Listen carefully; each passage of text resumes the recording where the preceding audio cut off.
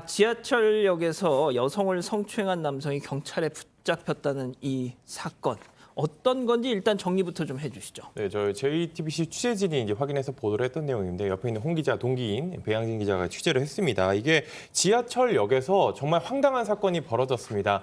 일단 CCTV, 저희 취재진이 확보한 CCTV를 확인해 보니까 지난 7일의 오전 시간대였는데 지하철역 앞에서 남녀가 저렇게 실랑이를 벌이고 있는 듯한 모습이 보였습니다. 지하철역에서 빠져나온 여성이 남성의 옷깃을 잡고 뭔가 따져 묻는 듯 이런 모습을 보였고요. 이어서 이제 남성이 여성을 강하게 뿌리치더니 지금 나오는 모습입니다. 저렇게 강하게 뿌리치더니 막 도망을 갔습니다. 어떤 상황인가 봤더니 남성이 지하철역에서 에스컬레이터를 타고 가던 여성의 바지에 자신의 이런 체액을 뿌렸던 걸로 이제 확인이 됐던 겁니다. 얼마나 황당을 했겠습니다.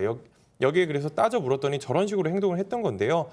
결국에는 범인은 한 100m 정도 도망쳤지만 시민들에게 제압당한 뒤 경찰에 체포가 됐습니다.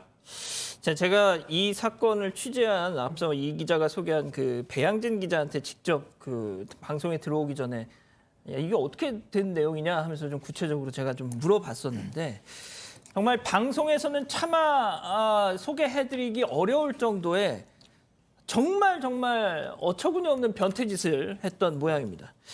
자, 아무튼 당시 상황이 어땠는지 이 피해자 증언 직접 듣고 얘기 이어나가죠. 허벅지 뒤쪽을 치는 느낌이라서 바로 보니까 바로 아래 칸에 바로 뒤에 어떤 남성이 서 있는 거예요. 바지를 보니까 그 장면이 잘 안 잊혀져요. 자꾸 생각나고 그때 이후로 한 번도 출근을 통해서 출근한 적은 없어요. 맘만 먹으면 찾아올 수도 있다 생각하거든요. 본인들이 판단했을 때는 그러지 않을 것 같지만 혹시라도 추가 범행이 일어나거나 불안하면 경찰에 신고를 해라. 자, 저 피해자분이 말이죠. 그 에스컬레이터를 이제 타는 것도 주저하실 뿐더러 방금 얘기도 직접 하셨잖아요. 그 출구를 통해서는 나가질 못한다. 자, 소장님, 이거 일단 트라우마에 시달리시는 거잖아요, 지금. 그렇죠. 그러니까 이런 식으로 이제 공적인 장소에서 성독착증 환자가 그런 행동을 할 때 원하는 게 뭔지 아세요? 상대방 여자가 너무 놀라거나 충격을 받는 거예요. 당황해하는 모습. 그러니까 그 놀라거나 충격을 받는 그 모습을 보면서 성적인 흥분을 느끼는 거예요. 그러니까 그 사람은 성동착증의 이런 노출증 환자라던가 마찰 도착증 환자는 이 여자가 놀랄수록 자기의 목표는 잘 달성되는 것이고 그럴수록 본인이 느끼는 쾌감이나 성적 흥분은 크기 때문에 이 여자에게 충격을 크게 주는 방법을 찾거든요. 그렇지만 이 여성은 정말 아무런 잘못 없이 그냥 지나가다가 이런 벼락을 맞는 것이잖아요. 그러니까요. 평생 또 이런 일이 있고 이런 충격을 받을까 봐 이제 또 고통스러워하는 시간이 또 이 여성분에게 있을 수밖에 없죠. 자, 그런데 잡고 봤더니 처음이 아니더라. 그렇습니다. 비슷한 범행을 많이 저질렀고 심지어 성범죄도 저질렀습니다. 지난 5년 전까지 범죄를 저지른 전과자였습니다. 그래서 경찰이 바로 강제추행 혐의로 구속영장을 신청했습니다. 그런데 법원에서 기각하고 풀어줬습니다. 이유는 좀 황당했습니다. 전과와 범행의 정도 횟수를 감안하면 죄책이 가볍지 않다. 재범 가능성도 없지 않다.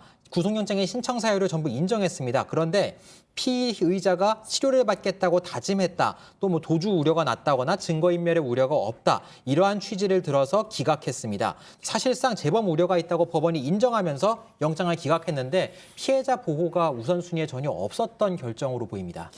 자, 변호사님, 제가 관련 기사에 달린 댓글들을 보니까 전부 그냥 판사 욕이에요.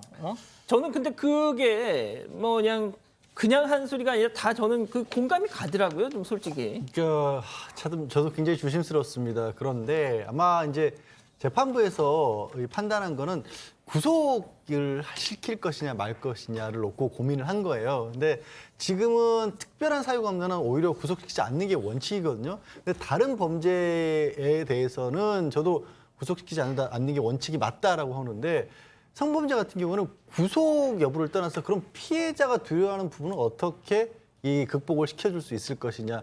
그러니까 격리하고 꼭 구속이란 방법만 있어야 되느냐. 이거는 저는 흠결이 뚫려 있다라고. 왜냐하면 저 여성 같은 경우에는 지금 그 범인하고의 어떤 특정한 관계가 있는 것도 아니기 때문에 접근금지 같은 걸 따로 신청하기도 어렵고 그렇다고 해서 보호를 지금 반복적으로 어떤 피해를 입은 게 아니기 때문에 본인이 직접적으로 보호 요청을 하기도 어려운 그런 상황이거든요.